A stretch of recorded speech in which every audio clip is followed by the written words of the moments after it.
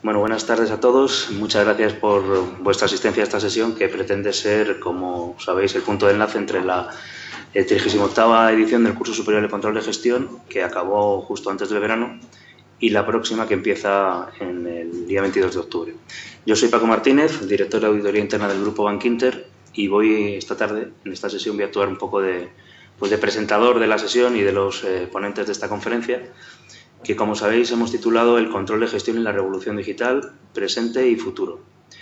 Como sabéis, todos estamos notando cómo el nuevo entorno digital está cambiando gran parte de los modelos de negocio actuales.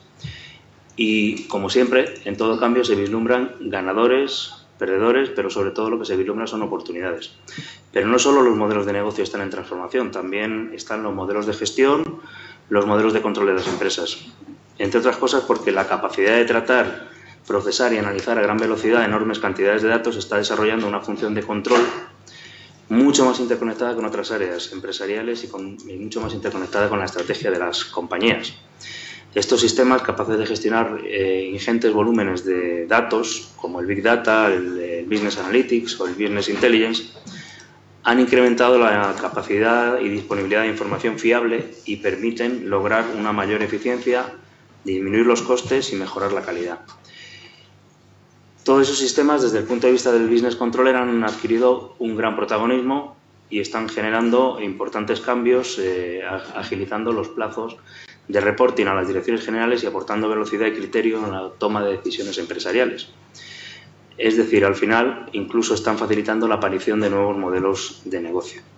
De todo esto es de lo que nos van a hablar hoy, básicamente, Juan Carmona y Miguel Ángel Barrio. Voy a presentarlos a ambos porque tienen unos currículums bastante impresionantes. Juan Carmona es director en el área de función financiera de Pricewaterhouse en España. Ha dirigido diferentes estudios de diseño e implantación de modelos de gestión y sistemas de dirección de empresas en muchos sectores, especialmente en compañías del ámbito de las telecomunicaciones y de retail. Hoy va a hablarnos de qué nueva visión de negocio tiene que plantear el controller ante el crecimiento del canal online, fundamentalmente en las compañías de esos dos sectores. Miguel Ángel Barrio es director general de Intelgi Digital. Ha desarrollado toda su carrera profesional en el ámbito de la consultoría, de negocio y tecnológica, y tiene un amplio currículum en todas las empresas, en todos los segmentos de industrias y sectores. Es ingeniero de telecomunicaciones y MBA por el Instituto de Empresa. Su ponencia va a versar sobre la revolución de los datos y de cómo se plantea el futuro de las funciones del Business Controller. Cuando acaben las ponencias, al finalizar ellas, Román Sanz, responsable del área de Data Analytics de Intelgi Digital, va a hacernos una demostración sobre una herramienta que nos va a permitir visualizar las posibilidades que la tecnología ofrece en el tratamiento de los indicadores de negocio, del reporting, de la generación de dashboards y de la analítica avanzada. Y finalmente, por último, después de estas ponencias y de esta demo, iniciaremos un debate coloquio al que se incorporará también Jorge Aracil, que es profesor del Curso Superior de Control de Gestión, que también tiene una amplia trayectoria profesional y un extenso currículum. Jorge es actualmente director general de Take Advantage del grupo BLC, anteriormente fue director general de Corporación Dermoestética y director general de Planificación Estratégica del grupo Ortiz. Bueno, como veis, los ponentes son de primer nivel.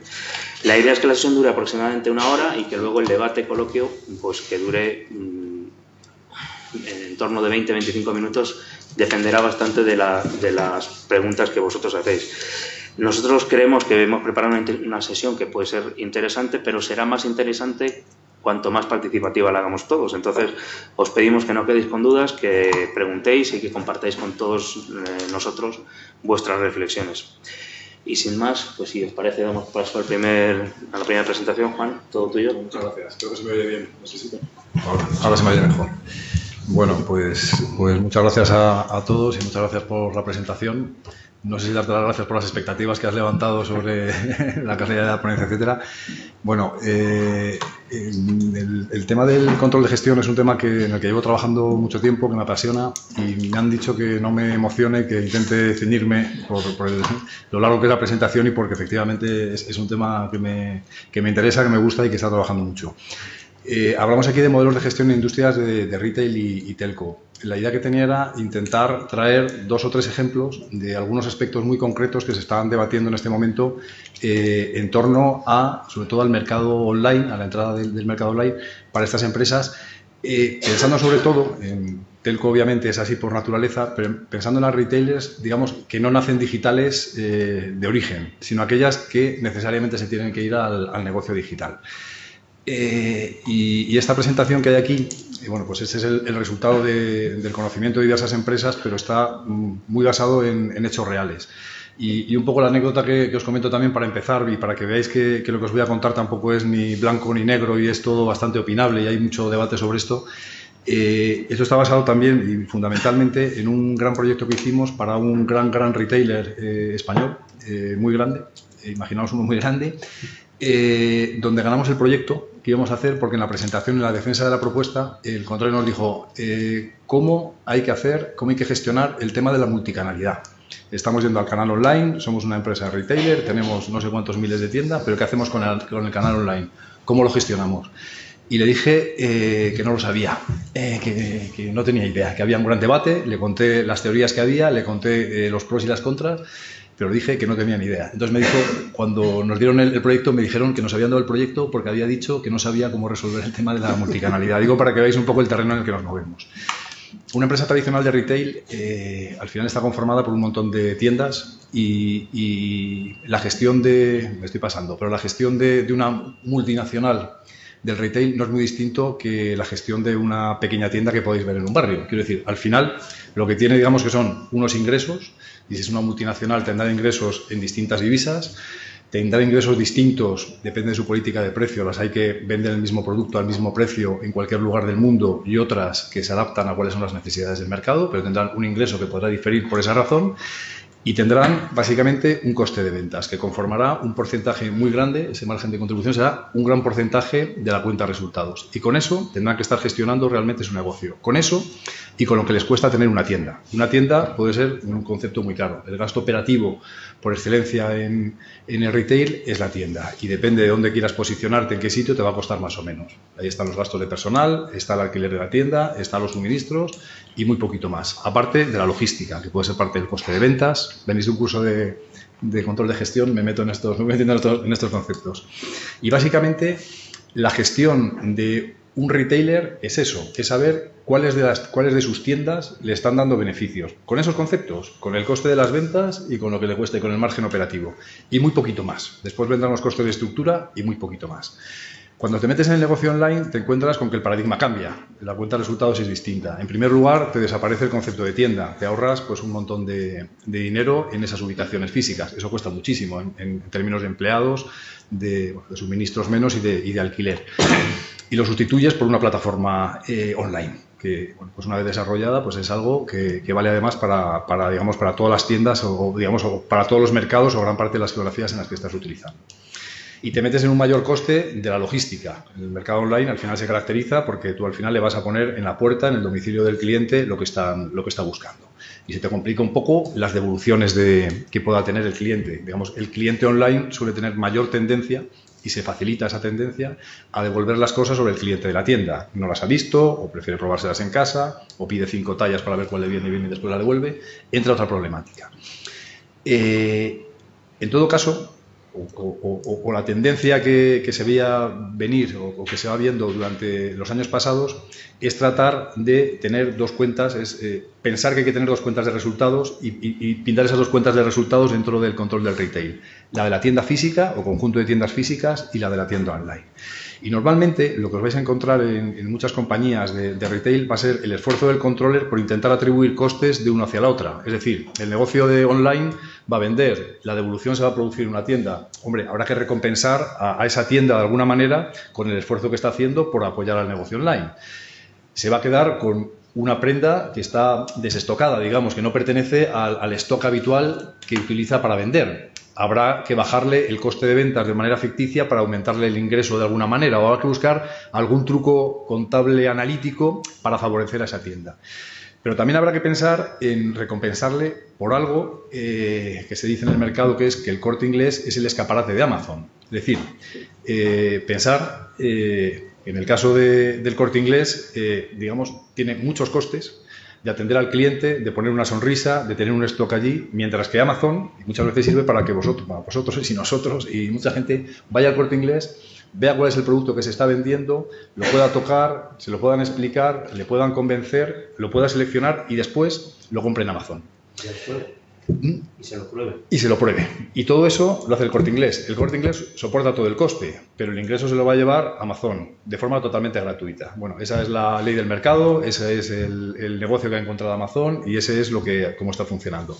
Pero dentro de un retailer, digamos, no es que no fuera justo el hacer un análisis de esa manera de a mi Amazon, mi tienda online, frente a mi Corte Inglés, mi tienda física, resulta que mi tienda física cierra y mi tienda online está ganando un montón. No sería no justo, sino que no sería coherente ni te llevaría a tomar una decisión acertada, porque la primera decisión sería decir, oye, cerremos el Corte Inglés, esto va de Amazon, que me haga otro del Corte Inglés. Pero si tú tienes una marca, no tienes otro sitio donde tener un escaparate. Entonces, la cuestión aquí es cómo recompenso a la tienda por hacer de escaparate de la tienda online. Es decir, ¿qué hago? ¿Le doy un beneficio, le doy una parte de los ingresos, le doy un coste de la tienda, no sé de qué manera se lo atribuyo al negocio online por estar utilizando ese escaparate que supone la tienda? ¿Cuánto le doy? ¿De qué geografías? ¿De qué manera hago eso? Bueno, pues todo ese es digamos que es el concepto y el panorama con el que se encuentran los controles ahora mismo para ver cómo disciernen esto. Lo estoy hablando en retail, pero pensar en una compañía de seguros que tiene su canal online y que tiene su canal físico. Pensar en una teleco que hablamos ahora más tarde, si me da tiempo igual no, que tiene su canal físico, su canal online y su canal telefónico, que tiene 3 canales y que además los canales se cruzan. Pues normalmente un cliente es posible que empiece una compra en el canal online y se entera de qué es lo que hay, se va a la tienda a probarse lo que sea y termina por comprarlo por teléfono. Dices, bueno, ¿esto de quién es el ingreso? No ya de quién es el coste, sino de quién es el ingreso. ¿Esto a quién se lo atribuimos? ¿Esto cómo funciona? Bueno, pues si pensáis en el retail, y me vuelvo al ejemplo del retail, además de todo esto hay que pensar que los modelos de negocio, estoy hablando de modelos de negocio y no estoy hablando de otra cosa, ni de tecnología ni de nada, porque al final es el modelo de negocio a lo que tiene que responder la tecnología y a lo que tienes y con lo que hay que analizar. Te vas al negocio y dices, bueno, es que aparte yo no me encuentro con que tenga un canal online puro y un canal offline o un canal tienda puro. Es decir, yo tengo el caso del cliente que va a una tienda y compra algo en la tienda. Tengo el ejemplo o el caso del cliente que está en su casa y me pide algo para que me lleve en mi casa. Pero es que ahora me estoy encontrando con clientes que lo que hacen es ir a la tienda, encontrarse con que no tienen stock y que si está espabilada la tienda, lo que va a tener va a ser un iPad y saben dar las comisiones, un iPad que van a tener para decirle, oiga, no lo tengo en la tienda, pero a lo mejor en el stock online sí que lo tengo. Y aquí tengo este iPad que lo que hace es conectarle a usted con mi canal online directamente. Le estoy sacando de esta tienda y le estoy llevando a otro sitio. ¿Por qué no lo compra usted aquí? Mira, es igual que esto, pero no tiene su talla. Cómprese usted este color, pero mira aquí, fíjese usted, lo tiene aquí. Si le damos al botón, le parece a usted, me lo paga aquí, o lo paga luego con su tarjeta y se lo llevamos a su casa, o lo traemos a la tienda. Bueno, aquí me viene un tercer modelo, esto ya no es lo que había. O lo puedo comprar desde mi casa, entro en el ordenador y digo, bueno, pero que no me lo traigan a mi casa, que a veces estoy, a veces no, que me lo recojo en la tienda. A la tienda le damos más trabajo y a la tienda hay que darle algo más. O no lo quiero en 3 días, porque normalmente, y esta es otra cuestión, el stock normalmente con el que se gestiona el canal online y el stock con el que se gestionan las tiendas suele ser distinto. Es decir, el reaprovisionamiento que tienen las tiendas se suele hacer con criterios de ir a atender a la persona física que va a la tienda física a comprar. Y normalmente se calcula así cuál es el stock que tiene que haber. El stock del canal online suele ir por fuera. Y suele ir por fuera porque si no sería muy fácil romper el stock de las tiendas. Las tiendas tienen un stock pequeño, como para poder atender la población que tiene alrededor. Y si se tirara del stock de las tiendas para poder atender a los clientes, se podría tener este problema de rupturas. O habría que tener un control de stock muy fino. Que hay compañías que ya están empezando a ir hacia ese control de stock tan fino. Y ahí nos metemos en otro sitio, en otra cuestión, que es tener una visibilidad de stock, y aquí a lo mejor ya también podrás meter alguna, que es tener un control de stock finísimo. O sea, no solamente saber lo que hay en la tienda, sino lo que hay en la tienda, que no se esté probando alguien en un escaparate, que no se esté probando alguien en un probador, porque a lo mejor le dices, oye, yo tengo algo en una tienda, pero no es. Entonces, todos estos modelos van aquí.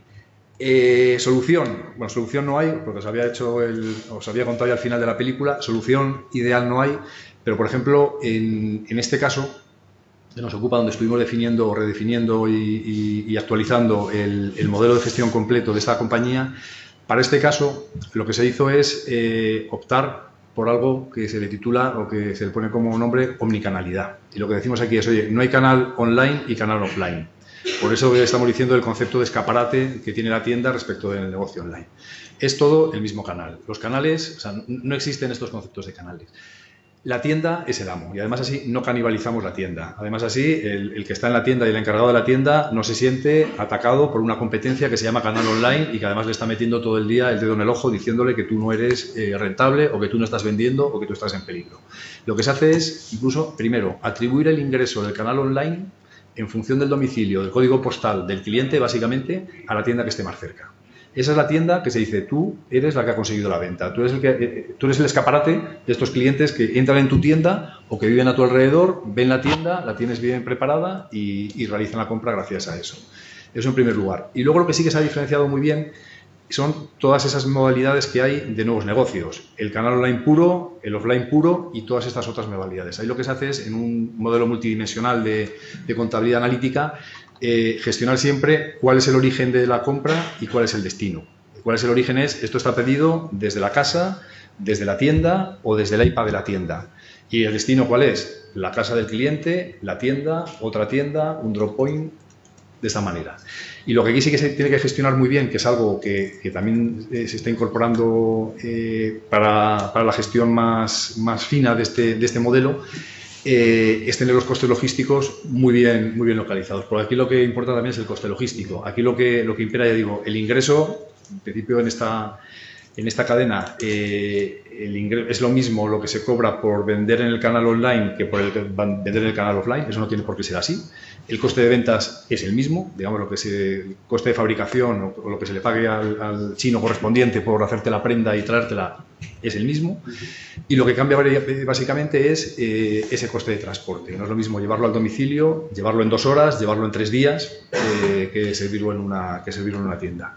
No sé cómo vamos de tiempo, ya, regulín. Y creo que poquito más voy a comentar. Sí comentar un tema que también te lo pondré aquí. Hubo aquí un debate también en este proyecto que fue muy interesante, porque al final aquí ya digo que una cadena como esta se gestiona no como una mercería, pero sí que es verdad que al final los cálculos que hay que hacer son de conceptos muy básicos. Aquí es muy importante. Siempre hablamos de la simplificación y de intentar no hacerse un lío y de intentar no ir a la última coma o a buscar la última variable o a buscar el reparto del último coste estructural de no sé qué, que no va a servir para nada ni te va a servir para gestionar nada. Solamente sirve para eso. Y básicamente la unidad de gestión es la tienda. No es ya la familia, no es ya prendas para mujer, para hombre, es básicamente la tienda. Prendas para mujer, tiendas para hombre, el SKU, el modelo, marca, el modelo, color, etcétera.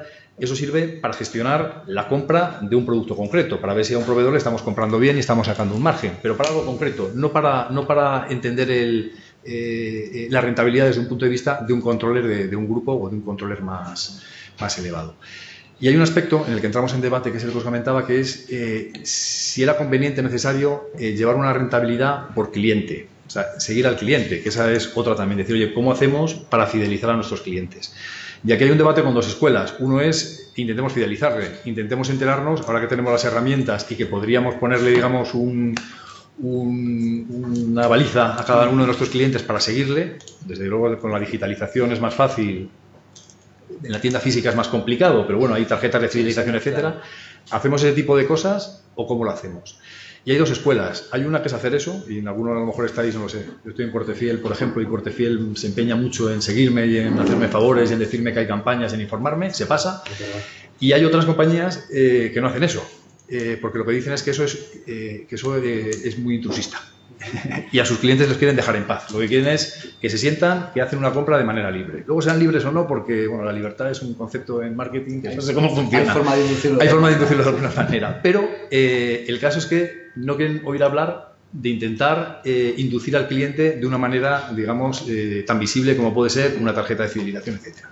Sin embargo, lo que sí que se hace en esta cadena es tener un conocimiento extraordinario y una explotación extraordinaria de los datos, de manera que, para que tengáis una idea, 2 días a la semana se reponen las tiendas. Y se reponen las tiendas sin que el encargado de la tienda le diga nada a la central de qué es lo que necesita. Ni para reponer, ni para entrar nuevas colecciones. No le dice, oye, aquí creo que estamos vendiendo muy bien el amarillo o el rojo, o creo que se va a vender bien esta colección o lo que sea. Digamos, hay un algoritmo, que es la fórmula de la Coca-Cola, que te dice todos los martes y todos los viernes va a salir un camión, avión, tren, lo que sea, a todos nuestros miles de tiendas, a la de Kazajstán, a la de Corea del Sur, Corea del Norte no, absolutamente a todas, y van a llevar exactamente un número de prendas, de un modelo determinado, de un color determinado y de una talla determinada. Y así funciona. Y eso, y así ya te dejo el paso. Me dejas la fórmula de la Coca-Cola. Y dejas la fórmula de la Coca-Cola. Y eso sí que es una gestión de datos absolutamente espectacular que tienen aquí. Ya digo, sin haberle puesto una baliza a nadie, sino aprendiendo la experiencia. Muchas gracias, Juan. La verdad es que ha sido muy interesante. Me he sentido bastante identificado cuando hablabas de la omnicanalidad, porque nosotros en el banco pasamos de la multicanalidad. Nosotros al final somos un retail que vendemos dinero o vendemos servicios y productos y lo vendemos a través de distintos canales. Y los clientes, como bien decías, deciden por qué canal utilizan, y muchas veces utilizan canales, un canal para entrar, otro para continuar la transacción y luego un último para finalizar. Entonces, hemos pasado de esa visión de multicanalidad, el cliente entraba por un sitio y acababa en ese sitio, por la de omnicanalidad. Y uno de los grandes problemas o de las grandes dificultades que tenía eso al final era lo que hablabas tú de quién es el dueño del cliente. Pero claro, yo recuerdo hace muchos años cuando el banco empezó a internetizarse, pues claro, la preocupación que tenían las oficinas era que de repente la oficina iba a desaparecer, porque todo lo iban a hacer los clientes por la web y de repente pues eso, bueno, habíamos pasado primero por la parte telefónica, luego por la web, con lo cual las oficinas tenían una cierta sensación de que, oye, esto se nos acaba. Luego te das cuenta de que no se acaba, sino que todo lo contrario, que al final es muy importante tener una red potente que sirva de altavoz y de escaparate, como muy bien decías, de los productos que se ofrecen. Muy interesante tu ponencia. Por el otro lado me cayó, el responsable del canal online también era un jarro de agua fría cuando le decías, oye, olvídate, tú no eres el dueño de la venta. Pero claro, ser el dueño de la venta es muy atractivo. Sí, efectivamente. No eres el dueño de la venta, eres otra cosa, tú. Pero bueno, Ángel, si te parece tu turno. Perfecto. Y complementas la visión que nos ha dado Juan. Vamos a intentar descifrar la fórmula de la Coca-Cola, ya que la ha dejado ahí puesto Juan y demás. No creo que lleguemos a eso, pero bueno, sí vamos a intentar dar un par de nociones en la parte más de transformación digital, más de tecnología, que precisamente está cambiando los modelos, como yo creo que de forma didáctica y brillante nos ha contado en el mundo del retail Juan, pero está pasando en todos los sectores, porque si algo está pasando con la transformación digital es que es algo absolutamente obligatorio en todos los sectores y que está afectando a todos los sectores, incluso también directamente a la sociedad como tal. Para mí, como he escuchado a algún compañero y demás, no es que estemos en una era de cambios. Desde mi punto de vista es que estamos en un cambio de era. Cuanto antes nos demos cuenta, pues yo creo que para todos va a ser mejor a la hora de ir avanzando y transformando los negocios, porque la mala noticia es que muchos modelos de negocios tradicionales, si realmente no evolucionan, pues están condenados a desaparecer. La buena noticia es que, como decía Paco en su apertura, la cantidad de oportunidades y de nuevos modelos de negocio y de trayectoria que tenemos adelante en el mundo de los negocios y en el mundo del control de gestión, que es lo que nos aplica hoy, son absolutamente innumerables, ¿no? Dejarme empezar un poquito por el principio, que es tan simple como lo que os estoy diciendo. El mundo está cambiando. Yo creo que de eso estamos prácticamente todos convencidos. Al final es un círculo que se está cerrando, en el que evidentemente lo primero es el modelo de negocio, como nos decía antes Juan, y luego tenemos una tecnología digital como para apoyar precisamente ese cambio. Pero esa propia tecnología nos está cambiando la forma de actuar directamente para nosotros, con lo cual el que tengáis la posibilidad de comprar en el mundo retail por internet, pero que haya ese concepto de omnicanalidad, que puedo terminar esa compra en la tienda, o que se hace porque tenemos capacidad de hacerlo. Y eso es porque evidentemente las cosas están cambiando. Más que poneros un concierto, que seguramente lo conoceréis mejor, que ya ha cambiado, dejarme ir a algo un poquito más tradicional, como es el anuncio de la elección de un nuevo papa. Y vamos a ver los dos, el último, Francisco, y el penúltimo, entre 2005 y 2013. Yo creo que la diferencia se ve clara, ¿no? Porque si nos vamos a algún concierto de rock o temas un poquito más novedosos, a lo mejor no vemos tanto la diferencia, pero eso es la Plaza de San Pedro.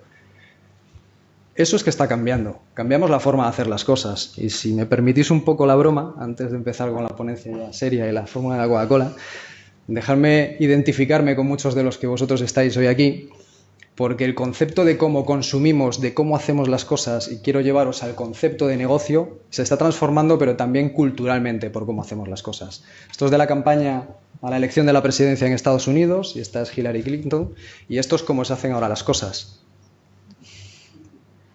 Con lo cual, yo creo que es bastante gráfico de que las cosas se están haciendo de distinta manera, ¿vale? Y no es un concepto simplemente de que se quieran hacer un selfie. Es un concepto bastante más mental, de cambio de mentalidad. Porque lo que está pasando aquí es que no es que quiero hacerle una foto a Hillary Clinton. Ni siquiera le estoy pidiendo que salga en una foto conmigo. Hillary sale en mi foto, en mi selfie. Y esa es la forma de pensar precisamente de las nuevas generaciones que estáis llegando, de las nuevas generaciones que vienen. Y eso influye en los modelos de compra, en los modelos de negocio de un seguro, en los modelos de negocio de un retailer y en el modelo de negocio de una telco, con lo cual tendremos que gestionarlos y tendremos que hacer una gestión diferente. Y para eso vamos a utilizar tecnología. Supongo que os sonarán conceptos como Big Data, como analítica avanzada, Machine Learning, inteligencia artificial. Bueno, pues todos estos conceptos aplicados al control de gestión y sobre todo aplicado a cómo hacemos un análisis exhaustivo de cómo utilizamos los datos de gestión que necesitamos en los modelos de negocio, es lo que nos permite descifrar esa fórmula de la Coca-Cola y nos permite descifrar cómo conseguimos fidelizar a los clientes sin necesidad de darles una tarjeta de fidelización y muchas veces sin que ellos lo sepan. Y cómo hacemos modelos analíticos predictivos en los que sabemos una tendencia de quién se va a dar de baja en cualquier negocio que penséis, en un seguro, en el que hacemos de forma desasistida un análisis de esa información y de esos datos y somos capaces de detectar, sin que haya interacción humana, de que alguien simplemente con sus frases, con su tono y con su forma de hablar al call center nos levanta una alarma que automáticamente va al departamento de bajas, de retenciones, e intentamos fidelizar a un cliente única y exclusivamente porque hemos hecho una escucha, un robot ha hecho una escucha de forma desasistida por la noche de nuestra conversación grabada con un agente del contact center. Eso es realidad, eso está pasando a día de hoy. Estamos trabajando ya directamente en modelos como esos. Pero al final lo que queremos es utilizar precisamente todas estas novedades que nos permite la tecnología digital en favor del control de gestión y de los nuevos indicadores que necesitamos para gestionar los negocios. Todos los indicadores del cambio de concepto, un cambio de concepto tienda, en vez de un cambio de concepto comprador, como nos decía antes Juan, todo eso influye en cómo captamos la información, cómo la transformamos y cómo sacamos conclusiones de ella, ¿vale? Al final es aprovechar la oportunidad, como os decía, es un tema de mayor eficiencia, la analítica me va a permitir hacer modelos predictivos que me van a permitir avanzar precisamente en mi análisis y en mi toma de decisiones. La experiencia del cliente, evidentemente, con la omnicanalidad que hablábamos antes es absolutamente diferente y, ¿por qué no?, llegar a modelos incluso de automatización, como en conceptos, si os suena RPA, esto es automatización de procesos por robótica y no es robótica de la que vemos en la tele que aparece el robot y nos va a sustituir en el trabajo. Estamos hablando de robots de software que ejecutan acciones que ahora mismo se hacen manualmente en distintos departamentos. Uno de los grandes problemas, como estáis evidentemente cercanos al mundo del control de gestión y al mundo de los indicadores, uno de los grandes problemas es cuando nos ponemos a hacer todo ese análisis el día 3 del mes y tenemos que empezar a buscar los datos y resulta que los datos pues los tengo en el RP, los tengo en el transaccional, los tengo en una base de datos Access que tiene por ahí Manolo, resulta que hay 3 Excels fundamentales que uno lo tiene Maribel y otro lo tiene Juan y luego está la piedra Rosetta, que es ese CD que tiene guardado, que ya ni siquiera hay disqueteras de CD, pero está en un CD y lo tiene guardado Manolito en la cajonera de su mesa, ¿no? Y resulta que eso es fundamental para hacer el cierre analítico contable, que nos pasamos todo el mes tratando datos y por fin llegamos a ese día 27 del mes y lo hemos conseguido. Esa es una noticia estupenda. La mala es que resulta que el día 3 tenemos que volver a empezar.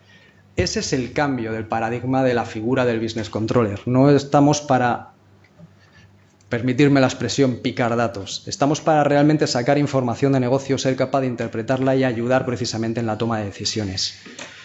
¿Los modelos en esa revolución de los datos? Pues no vamos a entrar en nuevos modelos de negocio, pero si os nombro empresas como Uber, como Airbnb, como Netflix, como os suenan a novedosas, ¿no?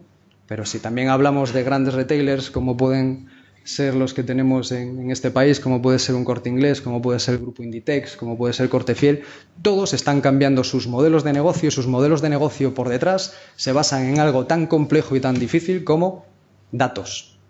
Única y exclusivamente datos. Luego lo maquillamos con un poco de tecnología y, por supuesto, y fundamental, en la parte central, el modelo de negocio, como nos decía antes Juan. Pero se basan en datos. Y unos utilizan los datos en un modelo únicamente de costes para hacer un foco en la eficiencia y en los costes, otros lo utilizan para conseguir mayores ventas, como abrir nuevos canales, pero hay gente que ha dado un salto más y ya está yendo a nuevos modelos. Hay gente que directamente en el mundo de los seguros pone un aparatito de geolocalización, un GPS dentro del coche, y resulta que nos miden el modo de conducir. Y como nos miden el modo de conducir, y lo habréis oído ya, pues resulta que explotando esos datos nos son capaces de hacernos una tarificación dinámica y pagar diferente cada mes dependiendo de la forma en la que estamos conduciendo. Por una parte está bien porque ahorramos y por otra mejor porque nos obligan a hacer una conducción eficiente al respecto. Pero son nuevos modelos de negocio que hasta ahora, si no fuera por la tecnología, sería imposible. La última parte y el último modelo es el que os comento aquí, que os pongo de monetización, es decir, llegar a ser capaz de monetizar datos. Juan no ha podido ilustrarnos con el mundo telco, pero como él también bien conoce, las telcos ya no se dedican a darnos comunicaciones, que también.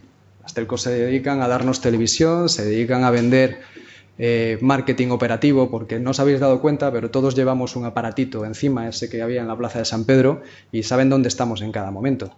Entonces, probablemente es ilegal que él diga que Miguel Ángel Barrio está ahora mismo aquí, que cuando salga todavía está abierto el Corte Inglés para hacerme, eso es absolutamente ilegal. Pero que sepa que aquí hay una masa de gente que se está moviendo, que está en el entorno de, me da la impresión que más hombres que mujeres de esta edad y demás, eso sí es legal. Y eso es absolutamente fundamental para el mundo del marketing que comentabais antes, como para ser capaz de hacer una captación diferente, ¿vale?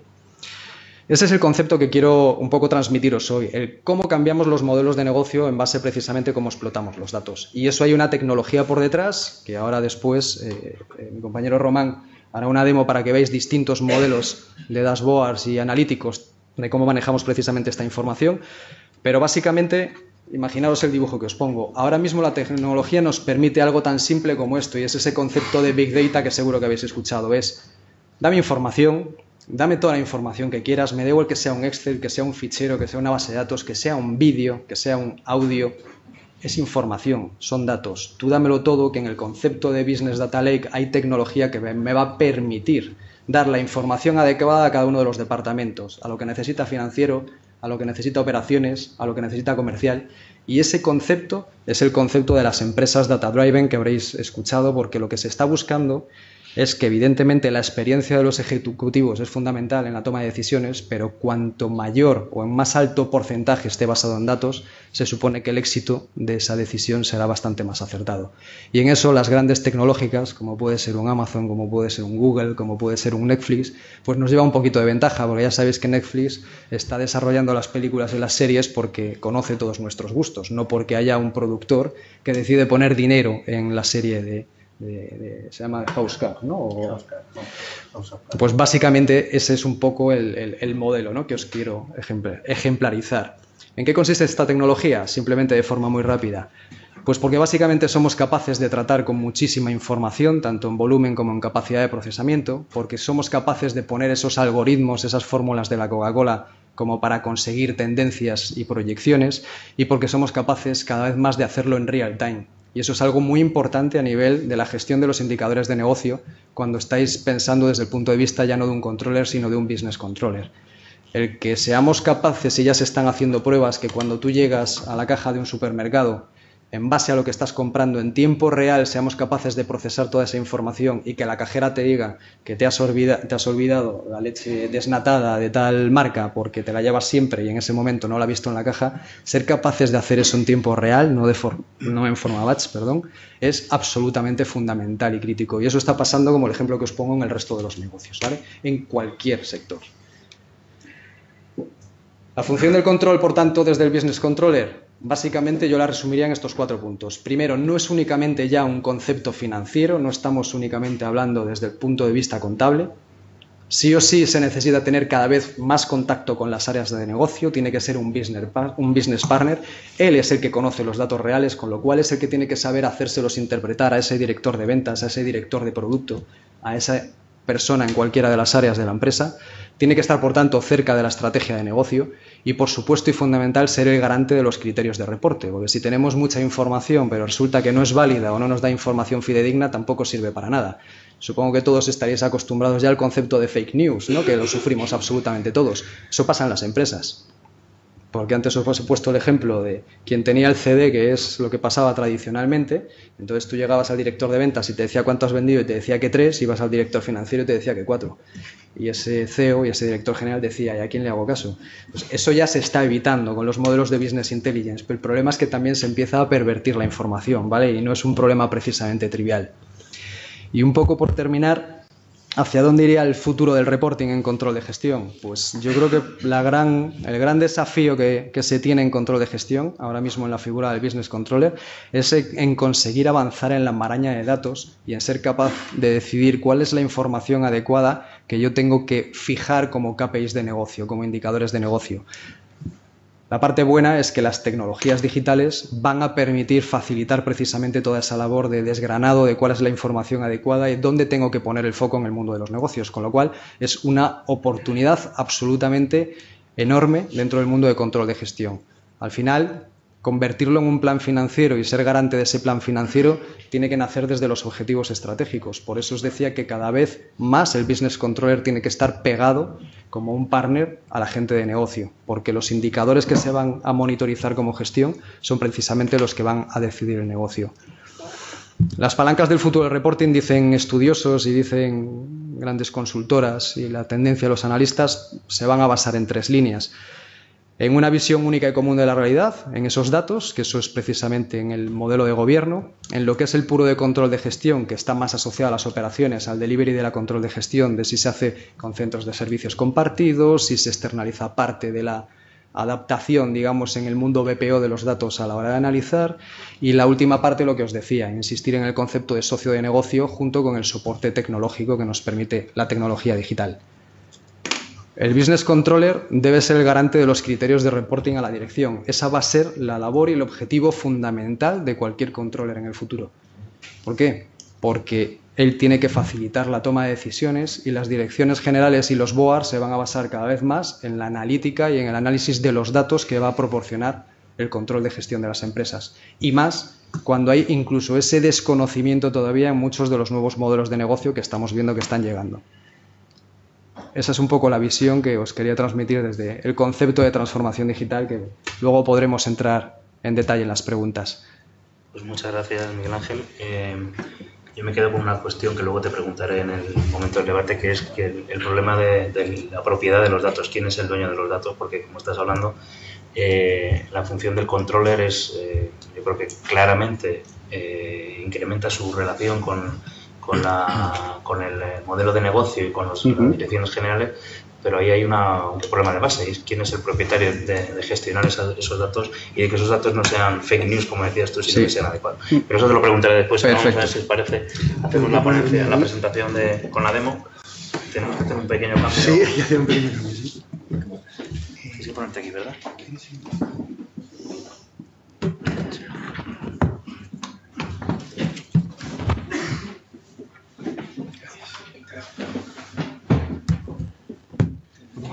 Sí. Sí, suficiente.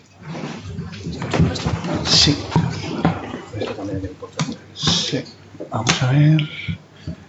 Es que no llega al cable. No te preocupes. Nada, eso.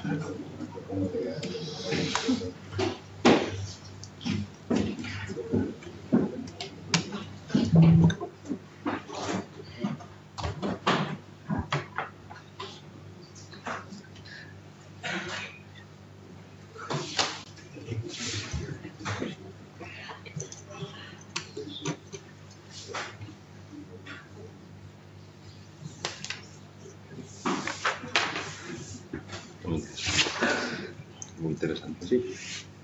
A mí me apasiona este tema. Sí. Empiezas a meter ahí por los recovecos. Bueno, Román, como os decía, es el responsable del área de Data y Analytics de Entergy Digital y va a realizar una demo sobre una herramienta que ahora veremos. La verdad es que tengo que, si proyectamos en 2 pantallas no veo lo que estoy proyectando, entonces no puedo explicar, eso es la aplicación, disculpad.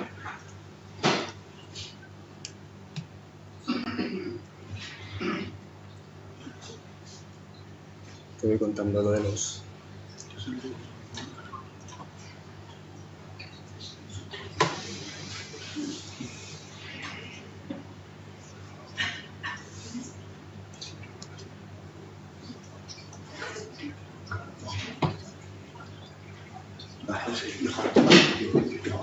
Sí.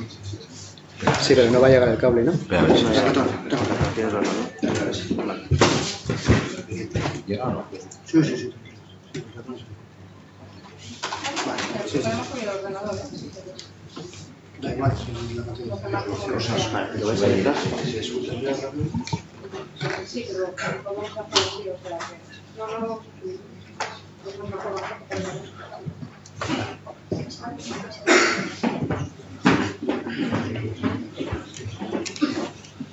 Vale, venga, vamos a empezar. Como os han comentado los compañeros, nos encontramos en un proceso de transformación digital. Lo que quiero mostraros aquí es cómo trabajábamos antes. Voy a contaros un caso real que es en Entity, ¿de acuerdo? Yo como responsable del área de Data Analytics tengo que hacer una gestión financiera y de los proyectos. Y hace 2 años nosotros trabajamos con Excel, con el Excel tradicional. Teníamos un conjunto en función del número de proyectos, teníamos un Excel por cada proyecto. Ese Excel nos lo remitía a la gente del equipo de financiero. Os podéis imaginar que el seguimiento de los proyectos, costes, ingresos, costes adicionales, costes ocultos, SCD que decía Miguel Ángel que puede estar por ahí, pues el seguimiento era muy complejo, ¿de acuerdo? Encontrar la información era muy complicada. A partir de ese momento, lo que decidió la compañía, nosotros somos partners bueno, entre ellos de Qlik. Qlik es una herramienta de Data Analytics, de Data Discovery, que os voy a enseñar aquí. A ver, disculpad. Vale, es esta, ¿vale? Entonces, a ver que pierdo el ratón, se me entra la pantalla.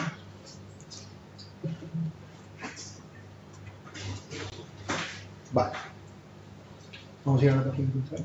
Entonces, ¿qué hicimos en Entity? Si recordáis el ciclo de vida que os ha contado antes Miguel Ángel, donde nosotros ingeríamos la información, es decir, trabajábamos con distintas fuentes de datos, como puede ser Big Data, etcétera, y le hacíamos una integración de esa información para luego aplicar Machine Learning, analítica avanzada, y luego ya la parte de Insight, que esto sería el Insight, es decir, yo pongo a disposición del usuario, de esa persona de negocio, que en este caso soy yo, un cuadro de mando para poder tomar una decisión, ¿de acuerdo? Entonces, nosotros tenemos un cuadro principal donde tenemos una visión global, y en este caso de mi área. Como podéis comprender, estos datos no son reales, os he tenido que tunear un poquito, ¿vale? Porque si no, sería un poco cantoso el tema. Pero bueno, al final lo que estamos viendo es un conjunto de indicadores que podrían ser esos indicadores asociados al modelo de control, del Business Controller. Tendríamos una visión por distintos tipos de proyecto, por ejemplo, que yo tengo. Tendría una visión de un objetivo muy importante que es para mí, que es el cumplimiento del margen de los proyectos. Tengo que tener la ejecución de mis proyectos tiene que ir sincronizada con la venta, con el margen de la venta. Y bueno, pues tenemos un conjunto aquí. Incluso, como podéis ver, bueno, es que estos datos no son reales. Yo os digo que vamos mucho mejor en el área, pero hemos tenido que tunearlo. Lo que tenemos aquí es, yo veo en todo momento cómo van los objetivos de presupuesto, cómo voy en el cumplimiento de ese objetivo. En este caso aquí me está diciendo que solo tengo un 8% de la consecución de objetivos, que ese objetivo va contra mi bonus, ¿de acuerdo? Pero bueno, gracias a Dios vamos mucho mejor, ¿eh? Entonces, bueno, aquí lo que estamos teniendo es una visión general de lo que es mi área. Si Miguel Ángel, que es mi responsable, me pidiera, oye, quiero saber cómo van los proyectos de esta unidad de negocio dentro de Entity, yo simplemente lo que tendría que hacer es elegir un departamento, bueno, un responsable de negocio, y yo tendría, curiosamente, elegido uno que no tiene datos, pero nada, es que como están tuneados no veo los datos, ¿vale? Entonces, vaya.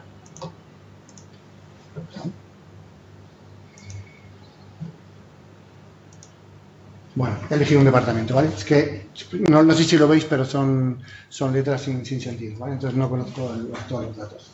Entonces, ¿qué pasa? Que para que os hagáis una idea, aquí, estos son los datos maestros, son todos los datos con los que trabaja la compañía, y aquí hay cierta información que no aplica a mi área.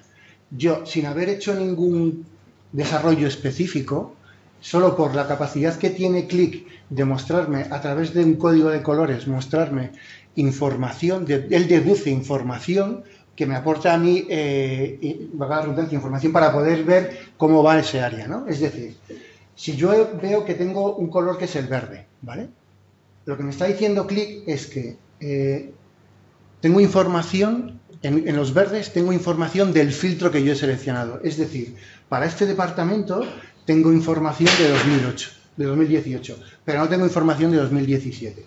Todo aquello que está en gris es información que no tiene relación con el filtro que yo he seleccionado. Y aquello que está en blanco son datos que yo no he seleccionado, pero que tienen relación con el filtro. Es decir, yo estaría viendo aquí, es que para mí es un poco complicado, si no veo la cuenta, me es un poco complicado contároslo, pero imaginaros que aquí fuera una de las cuentas que tenemos en Entelgy, que no voy a nombrarlas, y yo lo que estaría viendo aquí es que tengo un proyecto, yo tengo aquí un conjunto de proyectos, y de todos los proyectos que yo estoy ejecutando dentro de mi área, solo hay uno en este área, ¿de acuerdo? Esto en un BI tradicional implicaría que tendría que haber un desarrollo específico por parte de IT para poder yo tener esa información. Imaginaros que vosotros queréis ver pues un KPI especial, ¿vale? Tendríais que hablar, en el BI más tradicional, tendríais que hablar con IT, con el departamento de IT, para que modificara este cuadro de mando y os proporcionara esa información.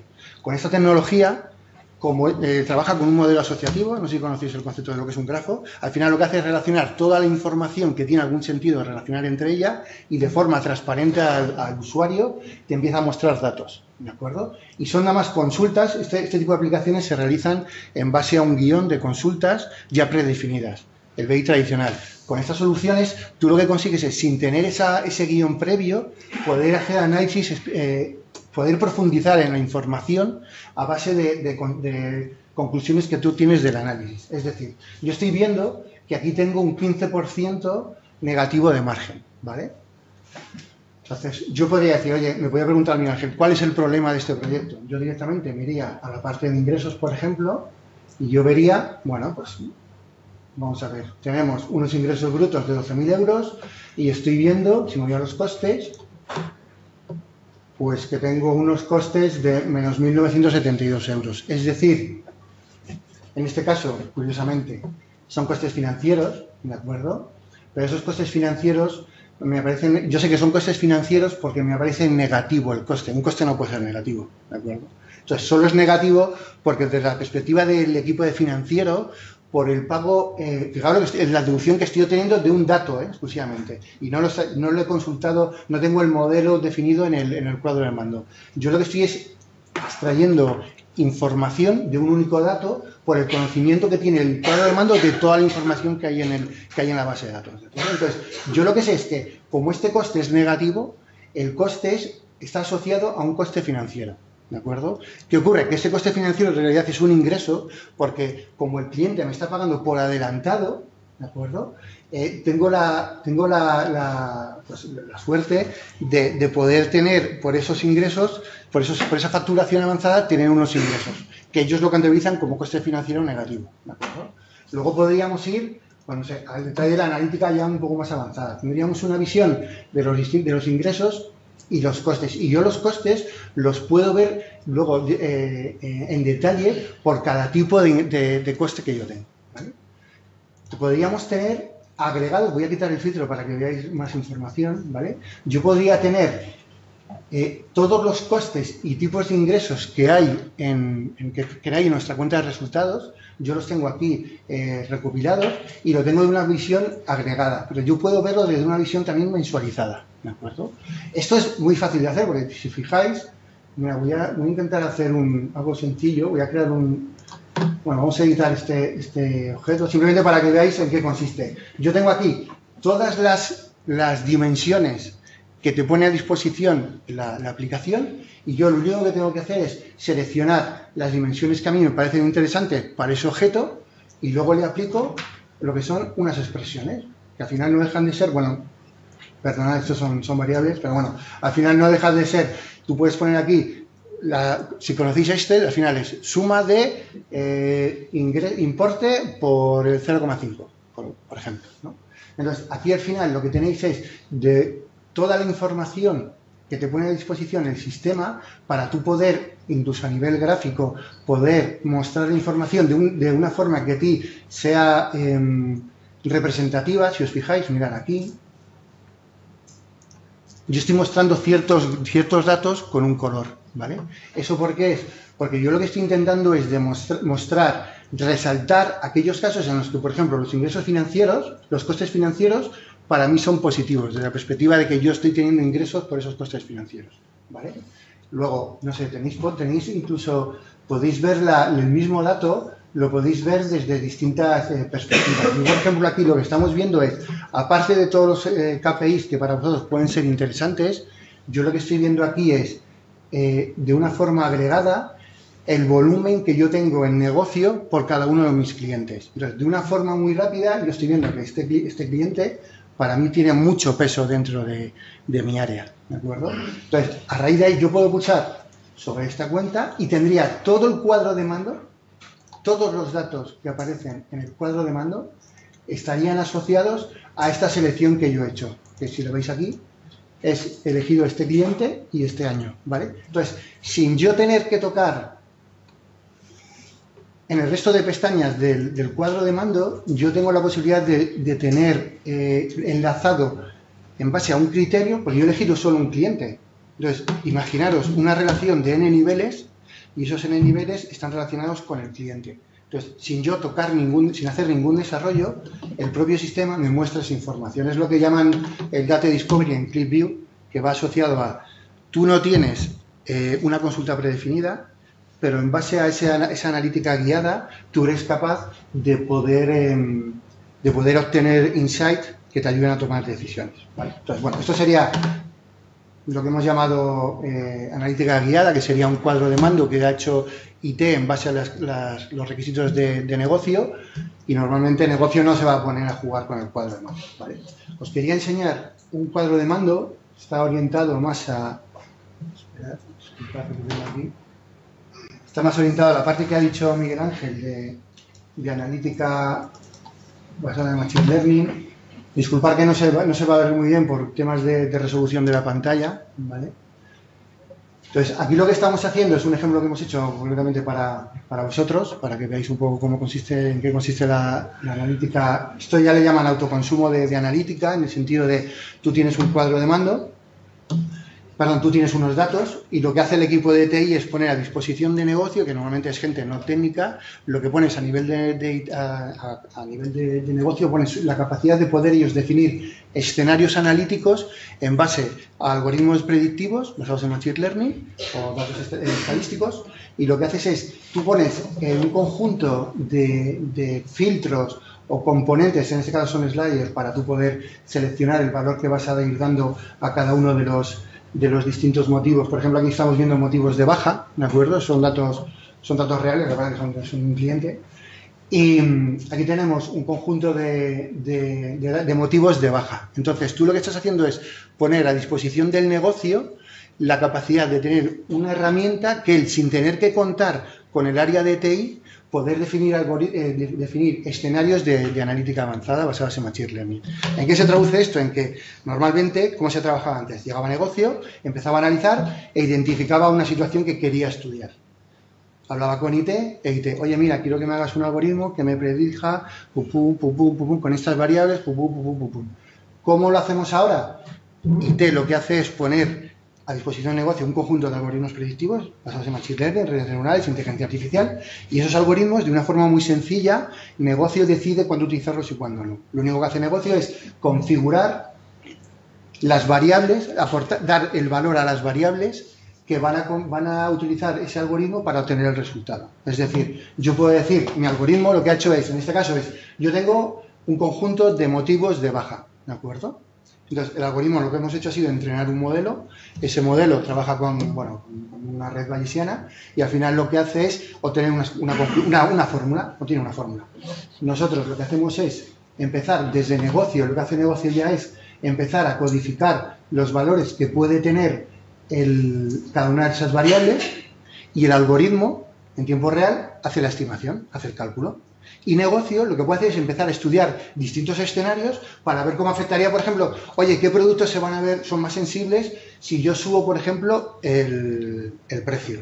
Entonces, él directamente diría, oye, pues mira, el producto XXX serán los que van a tener ese impacto. Aquí no lo veis bien, pero aquí lo que estamos haciendo tenemos distintos tipos de producto y yo lo que hago es ir activando los distintos productos.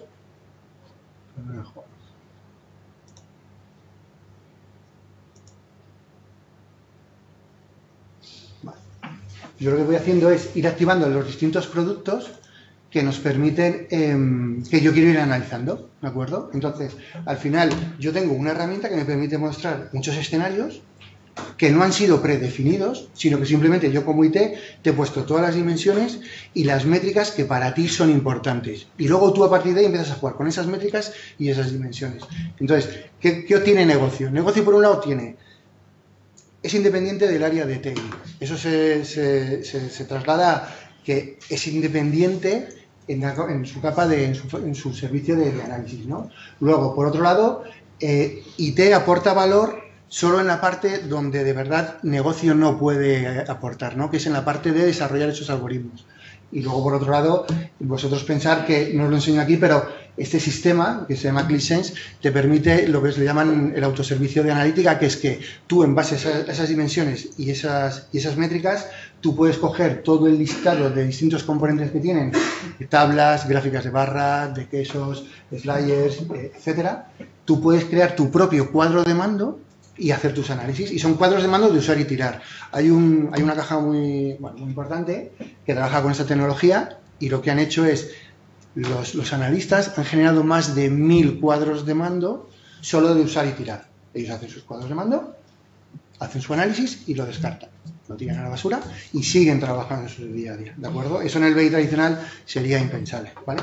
Y luego me gustaría enseñaros también, por terminar, un vídeo para que veáis cómo, aparte de estos tipos de representación, para el tema de retail, por ejemplo, como comentaba antes Juan, la representación en mapas, el cerebro humano está preparado para analizar de forma muy rápida imágenes.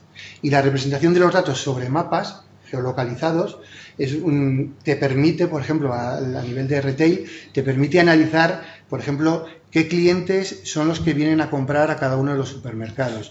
Tienes mapas de calor, etcétera, ¿no? Entonces, nosotros queremos enseñaros un ejemplo, en este caso no es de retail, está más orientado a la parte de calidad del aire. Es un caso que hicimos el año pasado. A ver si es un color. Sí, vale, vamos a ver. Y simplemente lo que quiero es enseñaros para que veáis cómo gráficamente, sin tú tener un análisis previo definido, tú puedes empezar a analizar la información de la que cuentas, ¿vale? Estamos trabajando con toda la información del Ayuntamiento de Madrid, del portal de datos abiertos. Entonces vamos a ver cómo esto es Madrid y lo que vamos a hacer es empezar a analizar la calidad del aire en base a la información que nos devuelven las distintas estaciones que tenemos en el Ayuntamiento, ¿de acuerdo? Entonces, tenemos un conjunto de filtros por año, por mes, por día, y estamos mostrando cada uno de los distritos, y los círculos son las estaciones que hay en Madrid, ¿vale? Entonces, tú empiezas a seleccionar los distintos filtros que tú quieres consultar para ver la información, y lo que tienes es, en tiempo real, el sistema te empieza a calcular los datos y además hace un zoom en base a los filtros que tú hayas seleccionado. Es decir, he elegido 3 distritos y él, en función de la distancia en la que se encuentran los distritos, hace más o menos zoom en el mapa, ¿vale? Aquí tenemos un mapa de calor, en fondo no se ve bien, pero aquí es un rojo y un verde, entonces te muestra la calidad del aire en las distintas horas del día y en cada uno de los distritos de Madrid, ¿vale? Entonces te muestra en el mapa la información y también en una tabla. Entonces tú en tiempo real empiezas a hacer esos análisis, y eso trasladarlo a un retail, a cualquier ámbito que vosotros consideréis, y en tiempo real estás haciendo consultas que son consultas no predefinidas. Es decir, disculpad que incida mucho en TI, pero como miembros del área de negocio vais a sufrir a TI, ¿de acuerdo? Nosotros somos TI y nosotros os sufrimos y vosotros os sufrís a nosotros, ¿no? Entonces, cuanta más independencia tengáis de TI, mucho más agradable va a ser vuestro día a día, porque vais a poder tener esa independencia y los tiempos de respuesta van a ser mucho más rápidos. Entonces, este tipo de herramientas os permiten esa independencia para poder vosotros hacer esa labor de business controller, que a día de hoy no se ciñe solo a un ámbito, sino tiene que trabajar con todas las fuentes de la compañía. Y eso implica poder, por un lado, identificar esas fuentes de datos, la facilidad de poder integrar esas fuentes de datos, que es lo que te permite esas soluciones, y a partir de ahí explotar la información de esa integración, ¿vale? Entonces yo creo que ese tipo de herramientas os Os invito a que os conectéis a la página web de Click y os descarguéis el software, que es gratuito para poder empezar a jugar. Son de versión desktop y veréis como con una pequeña guía que tiene un tutorial podéis empezar a hacer alguna cosilla ya chula, ¿eh? La verdad que la curva de aprendizaje al principio es muy sencilla, muy corta, y en un par de horas empezáis a tener, incluso para si tenéis que hacer algún trabajo, el proyecto de fin de curso, podría ser una herramienta que os podría servir para poder sacar mejor nota, ¿vale? Bueno, muy bien, Román, pues muchísimas gracias. Yo creo que ha sido muy interesante la demo que nos has hecho. Me quedo con dos cosas. Una, que negocio dices que no se va a poner a jugar con el cuadro de mandos, aunque realmente luego pues sí se puede poner a jugar. Sí, a programar. Sí, efectivamente. Y luego la autonomía que se tiene sobre las áreas de tecnología, que eso, desde las áreas de negocio, desde las áreas de control, para nosotros es una bendición no depender de tecnología. Sí, claro, una absoluta bendición. Entonces, si os parece, pasamos al coloquio, al debate. Como comentábamos antes, se incorpora también Jorge. Y bueno, lo primero es que hablábamos antes de que esto será más interesante en la medida en que haya más preguntas. ¿Tenéis alguna pregunta, alguna sugerencia, algún comentario, alguna reflexión sobre lo que hemos estado viendo esta tarde? Y si no, empiezo yo a disparar. No contra vosotros, sino contra... Bueno, contra ellos. si no preguntáis mucho también. También os preguntamos. Por lo menos alguna. No sé, ¿tenías tú alguna pregunta? Sí, alguna preguntita. Bueno, nada, primero que nada, daros la enhorabuena. Me parece súper interesante y bueno, yo tengo un par de inquietudes que, bueno, pues que creo que en este mundo del digital y que se habla mucho del tema del dato, a mí me gustaría entrar un poco en la parte soft. Es decir, bueno, realmente, ¿cuáles serían los skills que en esta época donde va a ser tan necesario toda la parte de datos recomendáis? Sobre todo pues para que la gente se vaya habituando. Esa sería una de las preguntas. Y luego la otra es cuando una empresa realmente se tiene que plantear, decir, oye, como habéis dicho, yo me quedo con la frase sí o sí, ¿no?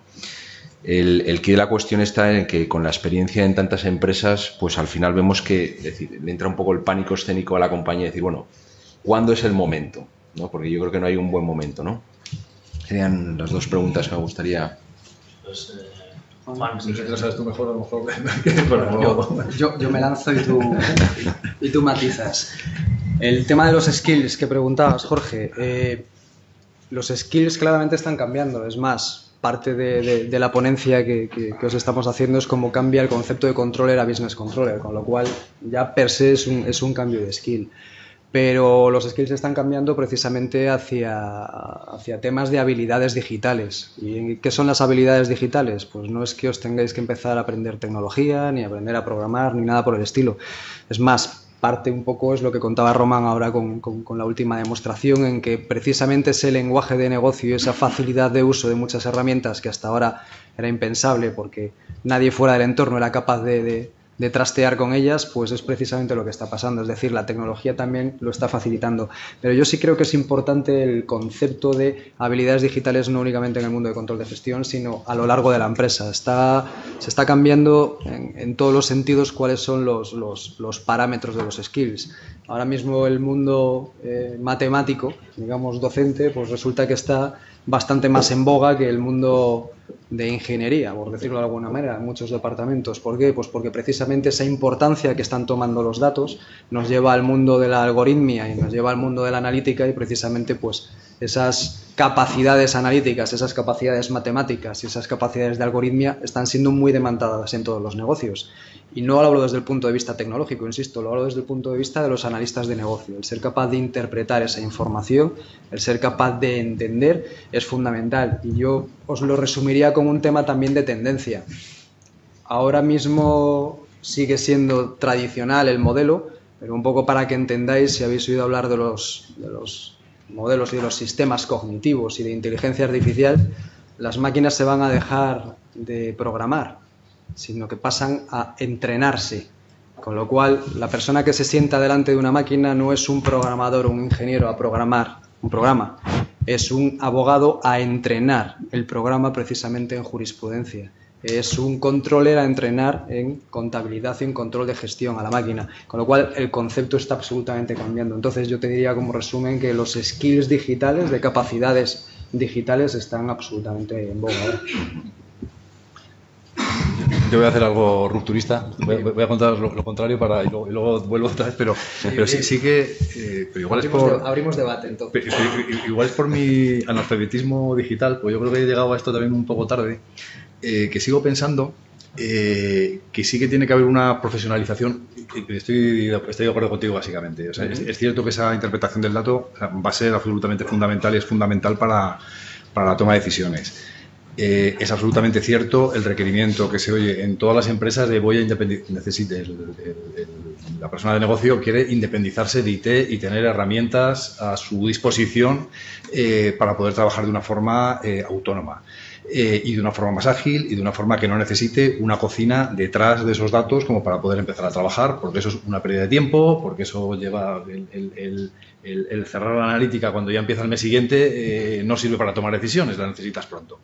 Pero sí que es verdad, que es algo que también observo, y ahí es donde quiero mencionar la polémica, que me parece que es tan importante esto de la gestión del dato que hay que profesionalizarlo de alguna manera. Es decir, esto es como es lo de que la guerra es una cosa muy complicada como para dejarse a los militares, no sé cómo es que sea muy seria, no sé cómo, que sin esto a los militares, pero que creo que la gestión del dato necesita una gran profesionalización. Por ejemplo, eso que se habla tanto también, que es otra que hay por ahí, del dato único, decir, oye, necesitamos no discrepar entre departamentos de cómo estamos tomando las decisiones. No de que la decisión sea distinta para uno o para otro porque tengamos distintas concepciones. Yo voy desde el lado del marketing y tú desde el lado contable y tenemos distintas visiones. No, es que estamos trabajando sobre distintos datos. Eso es tristísimo. Ahí sí que no llegas a un acuerdo absolutamente nunca. Entonces, el profesionalizar, me refiero, el tener a alguien que gestione esa capa de datos, ese Chief Data Officer que ahora se empieza a introducir como algo fundamental, creo que es muy importante para domar toda esa parte de ahí. Y sobre esa disciplina de los datos que tiene que haber, efectivamente, trabajar de ahí. Y el momento que comentabas, yo creo que para cualquier compañía ahora mismo, hombre, es algo... pequeñas compañías, pero para cualquier compañía que maneje un volumen cualquiera de datos, no sé, estoy pensando en cualquiera de los sectores, la gestión del dato es absolutamente fundamental. Si no es para tomar decisiones de negocio, es incluso para llevar la contabilidad. Últimamente estamos con temas, estoy yo, con temas de la contabilidad IFRS 9 y 17 para las compañías de seguros, que primos hermanos de la banca, y eso absorbe una cantidad de datos y una gestión del dato que es absolutamente pasmosa. O sea, te puede venir por las decisiones comerciales o te puede venir por el control interno. Perdón. Yo, dos cosas sobre lo que habéis comentado. Efectivamente, el tema, y lo hilo a la cuestión que comentaba antes, de la responsabilidad sobre el dato. No hay cosa más triste que las compañías tengan datos, que los departamentos tengan datos distintos sobre los que toman las mismas decisiones. Entonces, al hilo de lo que comentabais, el control tiene que ser el responsable de los datos. ¿Cómo veis esa figura?